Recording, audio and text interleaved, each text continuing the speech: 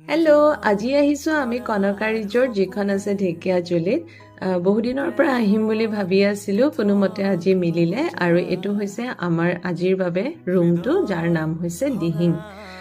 চাওঁতে চাওঁতে এবছৰ কেনেকৈ পাৰ হৈ গ'ল গমেই নাপালো যোৱা বছৰ এইটো দিনতে আমাৰ বিয়াখন হৈছিলে তাৰমানে আজি আমাৰ ফাৰ্ষ্ট এনিভাৰ্চাৰী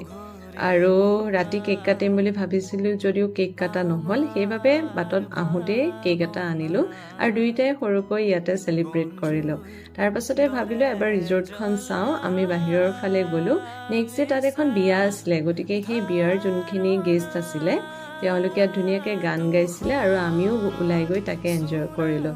আৰু ৰাতি আমি ডিনাৰ কৰিলোঁ আৰু শুই গ'লোঁ এয়া হৈছে নেক্সট ডে মৰ্ণিং একাপ চাহ ল'লোঁ আৰু ভাবিলোঁ আপোনালোককো দেখাওঁ গতিকে আশীৰ্বাদ কৰিব আমাৰ জীৱনটো যাতে এনেদৰেই বহুদূৰ আগুৱাই গৈ থাকে গতিকে আজিলৈ বাই বাই